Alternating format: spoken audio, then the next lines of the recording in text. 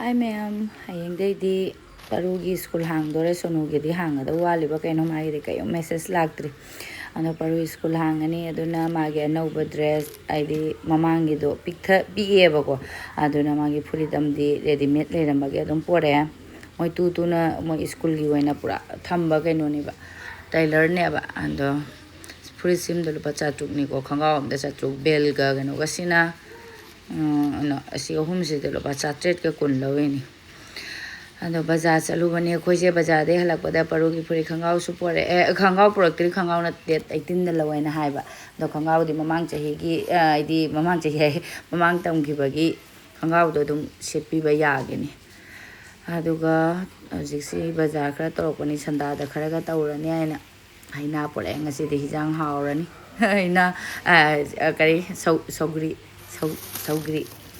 aduga alu macha se ma irolaga saugri ma sa basi ka daw jikti sagala mina ko kana tawni hawni kanso yam tawraga aduga thabi se paruna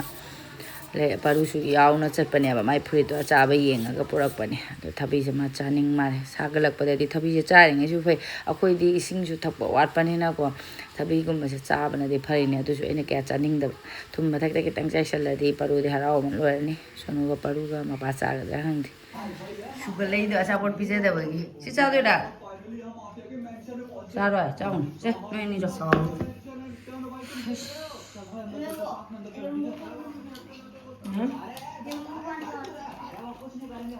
Hey. Nấu rau này rồi.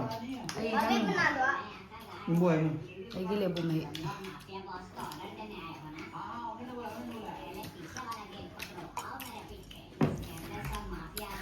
Không.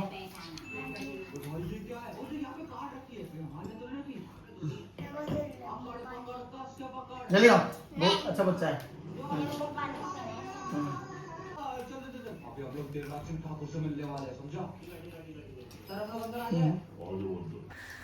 mayam gi di khang de ko ai gi di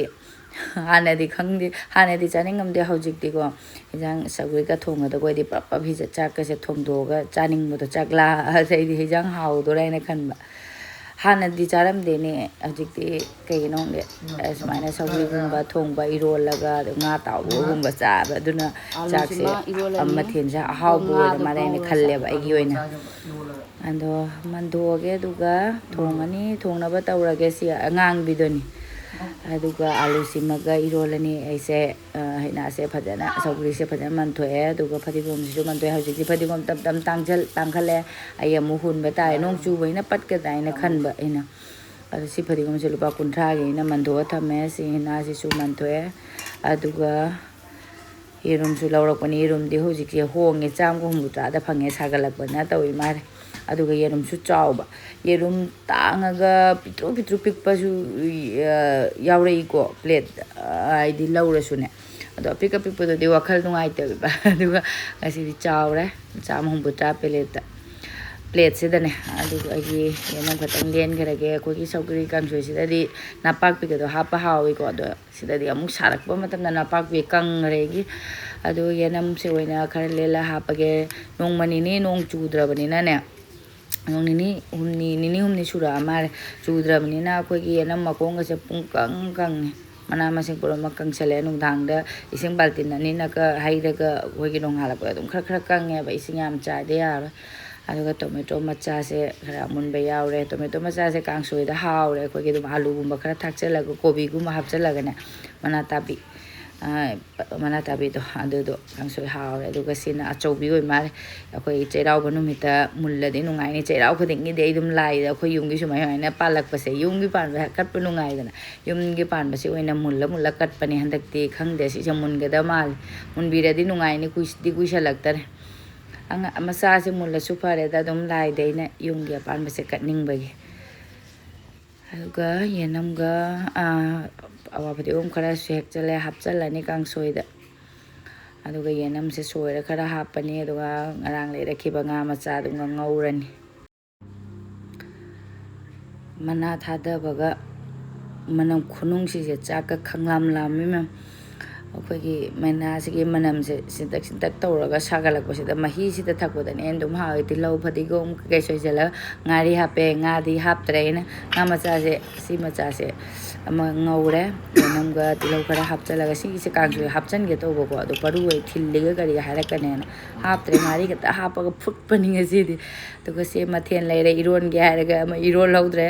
ꯑꯉꯥꯡꯕꯅꯤꯅ ꯉꯁꯪ ꯉꯥꯡꯉꯦ ꯑꯗꯨꯒ ꯉꯔꯥꯡꯒꯤ ꯉꯥ ꯊꯣꯡꯕ ꯈꯔꯒ ꯂꯩꯔꯒ ꯁꯨꯃꯥꯏꯅ ꯑꯩꯈꯣꯏꯒꯤ ꯃꯊꯦꯜ ꯏꯔꯣꯟꯕ ꯑꯗꯣ ꯏꯔꯣꯟꯗ꯭ꯔꯦ ꯅꯨꯡꯗꯥꯡ ꯑꯣꯏꯅ ꯂꯣꯜꯂꯅꯤ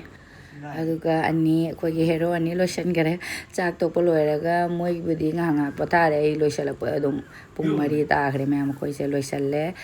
ꯃꯐꯝ ꯑꯃꯗ ꯀꯣꯏꯔꯨꯁꯤ ꯆꯥꯛ ꯄꯥꯔꯨꯁꯤ ꯌꯦꯡꯉꯨꯅꯤ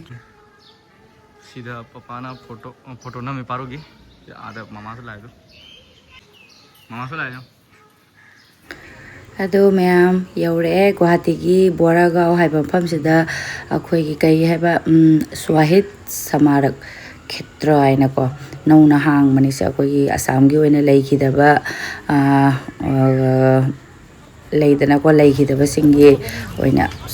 ꯁꯥꯕ ꯑꯣꯏꯔ ꯃꯥꯜꯂꯦ ꯑꯗꯨ ꯃꯅꯨꯡꯗ ꯀꯩꯀꯩ ꯂꯩꯒꯦ ꯌꯦꯡꯉꯨꯔꯁꯤ ꯂꯧꯗꯦ ꯍꯥꯏꯕꯅꯤ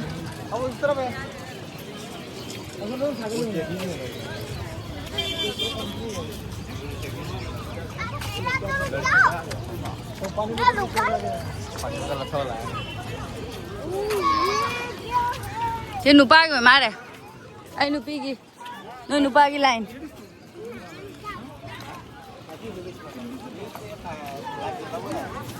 ꯏꯅꯥꯎ ꯑꯃꯅ ꯌꯥꯝ ꯀꯨꯏꯔꯦ ꯀꯣꯃꯦꯟꯗ ꯍꯥꯏꯔꯛꯈꯤꯕꯅꯤ ꯏꯆꯦ ꯁꯣꯍꯤꯠ ꯁꯃꯥꯔꯛꯇ ꯀꯣꯏꯔꯨꯁꯨ ꯑꯗꯨꯒꯤ ꯕ꯭ꯂꯣꯛ ꯊꯥꯡꯒꯠꯂꯛꯑꯣ ꯍꯥꯏꯅ ꯑꯗꯣ ꯃꯃꯥꯡꯒꯤ ꯏꯅꯥꯎꯅ ꯍꯥꯏꯔꯛꯄ ꯃꯇꯝꯗꯨꯗꯤ ꯑꯩꯈꯣꯏꯒꯤ ꯐꯖꯅ ꯁꯥꯕ ꯂꯣꯏꯗ꯭ꯔꯦꯕꯀꯣ ꯍꯧꯖꯤꯛꯇꯤ ꯈꯔꯗꯤ ꯂꯣꯏꯔꯦ ꯏꯁꯤꯡ ꯕꯣꯇꯜꯒ ꯌꯦꯡꯉꯨꯅꯤ ꯂꯣꯏ ꯆꯦꯛ ꯇꯧꯅ ꯂꯧꯊꯣꯛꯍꯧꯔꯦ ꯑꯗꯣ ꯇꯤꯀꯦꯠꯀꯗꯤ ꯍꯧꯖꯤꯛꯐꯥꯎꯗꯤ ꯂꯧꯗ꯭ꯔꯤ ꯑꯦꯟꯇ꯭ꯔꯤ ꯐꯤꯅꯦ ꯑꯗꯣ ꯆꯦꯛ ꯇꯧꯔꯤ ꯃꯌꯥꯝꯒꯤ ꯑꯩꯗꯤ ꯆꯪꯉꯛꯑꯦ ꯅꯨꯄꯤꯒꯤ ꯂꯥꯏꯟꯁꯦ ꯑꯩꯈꯣꯏꯒꯤ ꯃꯤꯁꯤꯡꯁꯦ ꯈꯤꯇꯪ ꯂꯤꯛꯄ꯭ꯔꯥ ꯍꯥꯏꯒꯗ꯭ꯔꯥ ꯀꯩꯅꯣꯝꯗꯤ ꯑꯗꯣ ꯅꯨꯄꯥ ꯀꯥꯡꯅ ꯂꯩꯍꯧꯔꯦ ꯈꯨꯠꯆꯥꯎꯝꯅꯤ ꯃꯐꯝꯁꯦ ꯐꯗꯤ ꯐꯖꯔꯦ ꯐꯖꯅ ꯃꯌꯥꯝ ꯐꯖꯩ ꯃꯐꯝꯁꯦ ꯑꯩꯈꯣꯏ ꯂꯥꯛꯄꯗ ꯑꯗꯨꯝ ꯐꯖꯩꯌꯦꯕꯀꯣ ꯆꯪꯕꯒꯅꯦ ꯑꯁꯣꯝꯍꯣꯏꯁꯨ ꯆꯪꯉꯦ ꯑꯩꯈꯣꯏ ꯂꯥꯞꯅ ꯂꯥꯛꯑꯦ ꯍꯥꯏꯒ ꯋꯥꯕ ꯈꯣꯠꯄ ꯍꯥꯏꯗꯤ ꯃꯐꯝꯗꯣ ꯐꯖꯔꯝꯗꯗꯤ ꯇꯜꯂꯤꯗ ꯍꯥꯏꯅ ꯑꯗꯨꯝ ꯍꯥꯏꯕ ꯑꯃ ꯂꯩꯕꯅꯦꯕ ꯑꯗꯣ ꯃꯐꯝꯁꯦ ꯂꯥꯛꯑꯒ ꯏꯪ ꯂꯥꯛꯑꯣ ꯑꯗꯨꯝ ꯅꯨꯡꯉꯥꯏ ꯑꯗꯨꯒ ꯁꯤ ꯂꯦꯛ ꯀꯣꯏꯔ ꯃꯥꯜꯂꯦ ꯑꯅꯋꯥ ꯃꯆꯥꯒꯨꯝꯕ ꯐꯖꯩꯌꯦ ꯃꯐꯝꯁꯦ ꯑꯩꯈꯣꯏꯅ ꯂꯥꯛꯄ ꯃꯇꯝꯁꯦ ꯆꯞ ꯆꯥꯅꯕ ꯍꯥꯏꯇꯥꯔꯦ ꯁꯟꯗꯥ ꯑꯣꯏꯔꯛꯄꯒ ꯃꯩ ꯉꯥꯜꯂꯛꯄꯒꯤ ꯉꯥꯛꯇꯪ ꯃꯩ ꯉꯥꯜꯂꯛꯄ ꯐꯖꯕ ꯂꯣꯏꯗꯣꯔꯕꯅꯤ ꯌꯦꯡꯕꯤꯅꯔꯁꯤ ꯃꯌꯥꯝ ꯑꯃ ꯐꯣꯇꯣ ꯅꯝꯅꯕ ꯀꯩꯅꯣ ꯁꯟꯗꯦꯒ ꯑꯣꯏꯔꯝꯃꯤ ꯈꯨꯇꯤꯟꯁꯤꯗꯤ ꯑꯩꯈꯣꯏꯒꯤ ꯂꯩꯔꯤꯗꯨꯗꯒꯤ ꯀꯤꯂꯣꯃꯤꯇꯔ 13 ꯑꯣꯏꯅ ꯃꯥꯜꯂꯦ ꯂꯥꯞꯄꯁꯦ ꯑꯗꯨ ꯎꯕꯗꯤꯀꯣ ꯑꯗꯨꯝ ꯑꯩꯈꯣꯏꯗꯩ ꯈꯔ ꯆꯠꯈꯠꯂꯛꯑꯒ ꯂꯥꯛꯈꯠꯂꯛꯑꯒꯗꯤ ꯑꯗꯨꯝ ꯏꯉꯥꯏ ꯉꯥꯏꯅꯗꯤ ꯎꯕ ꯑꯗꯨꯒ ꯂꯥꯛꯄꯗ ꯀꯣꯏꯌꯦꯕ ꯌꯥꯝꯅ ꯍꯣꯔꯦꯟ ꯈꯤꯇꯪ ꯃꯝꯊ ꯑꯩꯈꯣꯏ ꯆꯞ ꯆꯥꯔꯕꯅꯤ ꯃꯇꯝꯁꯦ ꯈꯤꯇꯪ ꯃꯝꯊꯔ ꯃꯩ ꯑꯃꯨꯛ ꯊꯥꯜꯂꯛꯑꯒ ꯌꯥꯝ ꯐꯖꯩ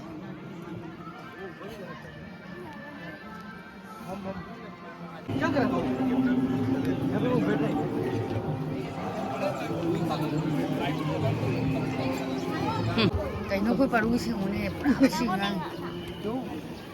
ꯐꯃꯨꯡꯅꯦ ꯈꯜꯂꯨꯔꯕꯅꯦ ꯅꯪ ꯑꯗꯨꯗꯅꯦ ꯅꯪ ꯂꯝꯍꯦꯟꯕꯅꯦ ꯄꯨꯅꯤꯡꯗ꯭ꯔꯤꯁꯦ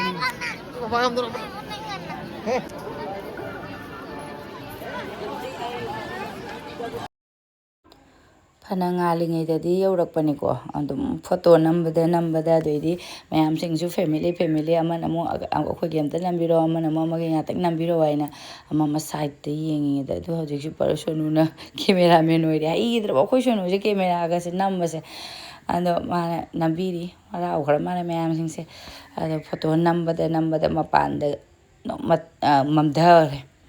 ꯐꯣꯇꯣ ꯃꯌꯥꯝꯅ ꯃꯥꯁꯨ ꯑꯃꯨꯛ ꯅꯝꯃꯛꯈꯣ ꯍꯥꯏꯁꯤꯅꯦ ꯑꯩꯈꯣꯏ ꯃꯄꯥ ꯌꯦꯡꯉꯨ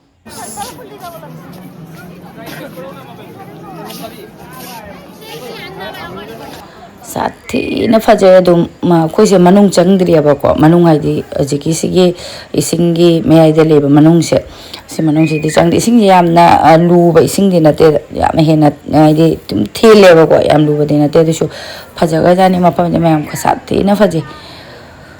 ꯐꯖꯅ ꯐꯖꯔꯦ ꯑꯩꯈꯣꯏꯒꯤ ꯑꯌꯨꯛꯇ ꯂꯥꯛꯑꯒꯅ ꯄꯨꯔꯥ ꯌꯦꯡꯕ ꯐꯪꯒꯅꯤ ꯀꯨꯔꯛꯀꯦ ꯍꯥꯏꯕꯗꯣ ꯑꯗꯨ ꯂꯩꯇꯦꯕꯀꯣ ꯑꯩꯈꯣꯏꯒꯤ ꯁꯟꯗꯥ ꯇꯥꯔꯛꯄꯒꯤ ꯂꯥꯏꯇꯤꯡꯁꯤꯒ ꯑꯗꯨꯒ ꯉꯥꯜꯂꯤꯉꯩꯗꯁꯨ ꯎꯍꯧꯔꯦ ꯑꯩꯈꯣꯏꯒꯤꯅꯀꯣ ꯑꯃꯨꯛ ꯃꯩ ꯉꯥꯜꯂꯛꯄꯒꯤ ꯐꯖꯕꯁꯤꯒ ꯃꯈꯥꯁꯤꯗꯁꯨ ꯌꯦꯡꯉꯨ ꯑꯁ ꯈꯨꯐꯖ ꯑꯃꯅꯤ ꯍꯥꯏ ꯀꯥꯟꯗꯤ ꯃꯦꯝ ꯀꯦꯃꯦꯔꯥꯁꯤꯅ ꯐꯖꯅ ꯀꯩꯅꯣ ꯂꯧꯕ ꯉꯝꯗ꯭ꯔꯦ ꯃꯝꯊꯔꯦ ꯃꯄꯥꯟꯒꯤꯗꯤ ꯑꯗꯣ ꯌꯥꯝ ꯁꯥꯊꯤꯅ ꯐꯖꯔꯦ ꯑꯌꯨꯛꯇ ꯂꯥꯛꯑꯒꯗꯤ ꯑꯃꯨꯛ ꯍꯦꯟꯅ ꯐꯖꯅꯤ ꯍꯥꯏꯕꯗꯤ ꯂꯩꯇꯦ ꯁꯟꯗꯥ ꯇꯥꯔꯛꯄꯒꯤꯒ ꯑꯗꯨꯒ ꯑꯩ ꯍꯧꯖꯤꯛ ꯃꯝꯊꯔꯛꯄꯒꯤꯒ ꯈꯤꯇꯪ ꯉꯥꯜꯂꯤ ꯃꯃꯥꯡꯒꯤ ꯂꯧꯈꯤꯕꯒꯀꯣ ꯍꯥꯏꯗꯤ ꯅꯨꯡꯉꯥꯏꯕꯗꯣ ꯑꯣꯏꯔꯦ ꯁꯟꯗꯦꯅꯤꯅ ꯃꯤꯁꯨ ꯇꯤꯜꯂꯦ ꯃꯤ ꯁꯨꯃꯥꯏꯅ ꯃꯤ ꯏꯇꯥꯛ ꯇꯥꯛꯄꯁꯨ ꯅꯨꯡꯉꯥꯏꯇꯕꯅꯦꯕꯀꯣ ꯁꯟꯗꯦ ꯑꯣꯏꯕꯒꯤ ꯃꯤꯁꯨ ꯐꯖꯅ ꯇꯤꯜꯂꯦ ꯑꯗꯣ ꯁꯤ ꯄꯨꯔꯥ ꯔꯥꯎꯟꯁꯦ ꯂꯩꯔꯛꯑꯒꯦ ꯑꯩ ꯁꯤ ꯃꯔꯛꯁꯤꯗ ꯁꯣꯅꯨꯒ ꯃꯄꯥꯒꯤ ꯁꯣꯔꯠ ꯑꯃꯁꯨ ꯂꯧꯈꯠꯂꯦ ꯌꯥꯝ ꯐꯖꯩ ꯑꯁꯦꯡꯕꯒꯤ ꯃꯐꯝꯁꯦ ꯅꯧꯔꯤꯕꯅꯤꯅꯀꯣ ꯑꯃꯣꯠꯄ ꯀꯩꯀꯩ ꯑꯝꯇ ꯂꯩꯇ꯭ꯔꯦꯕ ꯎꯐꯨꯟ ꯅꯞꯄ ꯈꯣꯠꯄ ꯑꯗꯨꯅꯁꯨ ꯂꯪꯉꯦ ꯑꯗꯨꯒ ꯑꯩꯈꯣꯏ ꯍꯧꯖꯤꯛꯀꯤ ꯔꯥꯎꯟꯗ ꯄꯨꯔꯥ ꯂꯩꯔꯛꯑꯦ ꯍꯥꯏꯔꯒꯀꯣ ꯈꯣꯡꯎꯞ ꯂꯧꯊꯣꯛꯑꯦ ꯍꯧꯖꯤꯛ ꯃꯅꯨꯡꯗ ꯑꯣꯏꯅ ꯆꯪꯉꯁꯤ ꯃꯅꯨꯡꯗ ꯀꯩꯀꯩ ꯂꯩꯒꯦ ꯍꯥꯏꯗꯣ ꯌꯦꯡꯉꯁꯤ ꯑꯩꯈꯣꯏ ꯂꯩꯈꯤꯗꯕ ꯃꯌꯥꯝ ꯁꯣꯍꯤꯠ ꯍꯥꯏꯔꯤꯕꯅ ꯂꯩꯈꯤꯗꯕ ꯃꯌꯥꯝ ꯑꯣꯏꯔꯝꯒꯅꯦꯕꯀꯣ ꯏꯁꯇꯦꯆꯨꯒꯨꯝꯕ ꯑꯩ ꯑꯗꯨꯝ ꯃꯤꯒꯤ ꯚꯤꯗꯤꯑꯣ ꯈꯤꯇꯪ ꯌꯦꯡꯕꯗ ꯑꯗꯨꯝ ꯈꯪꯉꯦ ꯏꯁꯇꯦꯆꯨꯒꯨꯝꯕ ꯀꯩꯀꯩ ꯂꯩꯕꯁꯤꯡꯗꯣ ꯑꯗꯨꯒꯤ ꯑꯗꯨꯝ ꯀꯩꯅꯣ ꯎꯠꯄꯒꯤ ꯑꯣꯏꯅ ꯈꯣꯡꯎꯞ ꯂꯧꯊꯣꯛꯑꯝꯃꯦ ꯃꯄꯥꯟꯗ ꯃꯅꯨꯡꯗ ꯌꯦꯡꯉꯨꯔꯁꯤ ꯁꯤ ꯃꯅꯨꯡꯁꯦ ꯀꯩꯀꯩ ꯑꯇꯩ ꯂꯩꯒꯦ ꯍꯥꯏꯗꯣ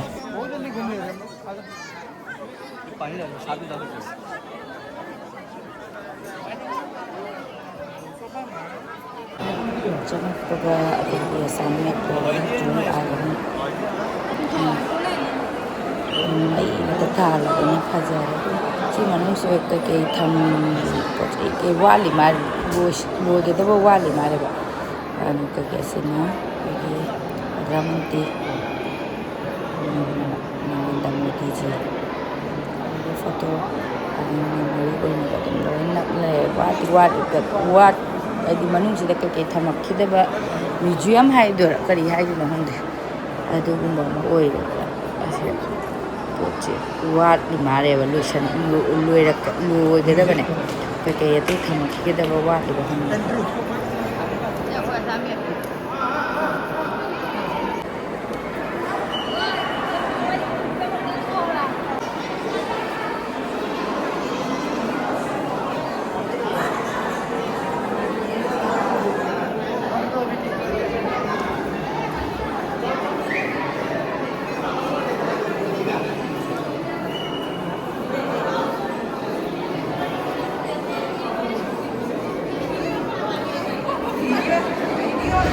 ꯍꯥꯟꯅꯒꯤ ꯐꯣꯇꯣ ꯅꯠꯇꯅꯤ 1970 19ꯒꯤ 50ꯒꯤ ꯀꯩꯀꯩ ꯃꯃꯥꯡ ꯃꯃꯥꯡꯒꯤ ꯃꯣꯏ ꯍꯤꯁꯇꯣꯔꯤ ꯏꯗꯅ ꯊꯝꯕ ꯐꯣꯇꯣ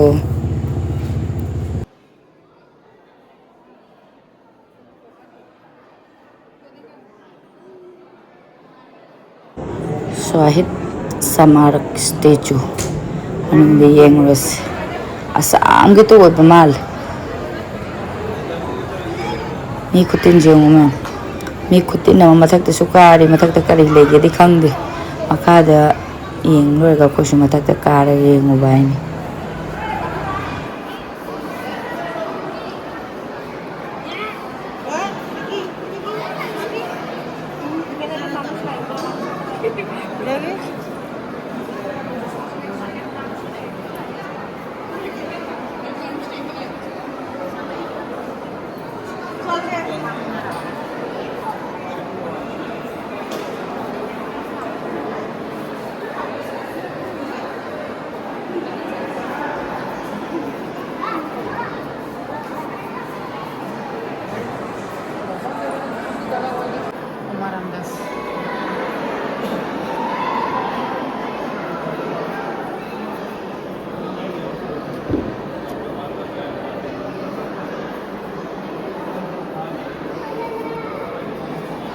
ꯑꯩꯅ ꯎꯅ ꯍꯛꯅꯒ ꯁꯥꯕ ꯃꯥꯜꯂꯨꯔꯦ ꯀꯩꯅꯣ ꯑꯣꯏꯔ ꯃꯥꯜꯂꯦ ꯁꯤꯃꯦꯟꯒꯨꯝꯕ ꯅꯨꯡꯒꯨꯝꯕ ꯑꯗꯣ ꯑꯩꯈꯣꯏ ꯑꯃꯨꯛ ꯃꯈꯥꯗ ꯌꯦꯡꯕ ꯂꯣꯏꯅꯗꯤ ꯂꯣꯏꯔꯛꯇ꯭ꯔꯦ ꯌꯦꯡꯕꯅꯦ ꯃꯊꯛꯇ ꯀꯥꯔ ꯌꯦꯡꯉꯨꯁꯤ ꯅꯥꯔꯦ ꯃꯐꯝꯁꯦ ꯆꯥꯎꯕꯅꯤꯅ ꯀꯣꯏꯔꯛꯄꯗ ꯈꯣꯡ ꯅꯥꯔꯦ ꯑꯗꯣ ꯃꯊꯛꯇ ꯀꯩꯀꯩ ꯂꯩꯒꯦ ꯌꯦꯡꯉꯨꯔꯒꯦ ꯑꯗꯨꯒ ꯊꯣꯛꯑꯅꯤꯗ ꯃꯝꯊꯔꯦ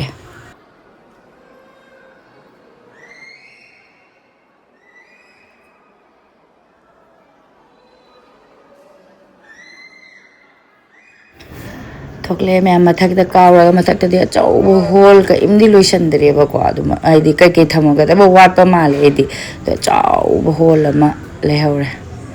khonggu le haure do kumthare koi aduga khonggu salle ko shonu lakpadagi magi specs lo thokri ni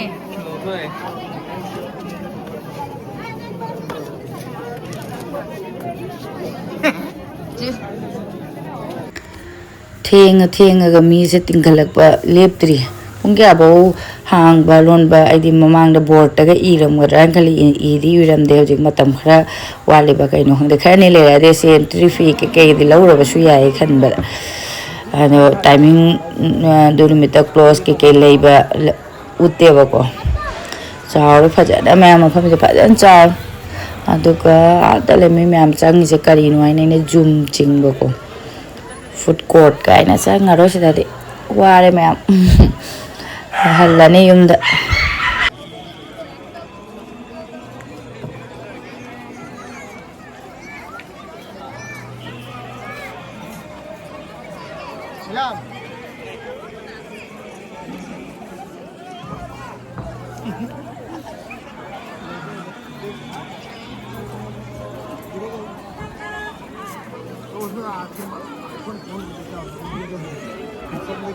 bye bye haido mage yam phajay asing myam akoi se yausale yumda duga ai nokningba ma akoi bazar numine ba ko ana soru parodi yumda budi le hore mapa ga igase bazar tawrine ba duga si yen se haorane mana nupi sina lupa chatre dhairak ko mapa na khali mana nupi sina haine kg da chatre dhairak ko bejane mana khali sina sim da chatre ne laura ga to phala thangalak ko dedi thangalai lising amaga chambri mu kg ani mu tar mare dum thamam nongning gi na loi hori ko ni nambel no do mo halle pau fauna da bagi ko nupi sina kg dai ba ko papa na chatre khali ba ma dai na bazar tawrani ngasai khara walakpa poche khara hijang napi khara laiye do hijang napi leiraga dum hallani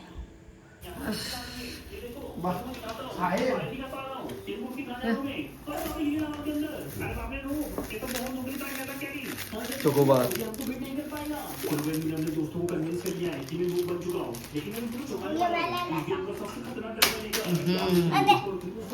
sisu jo ma cha thi le si yong ne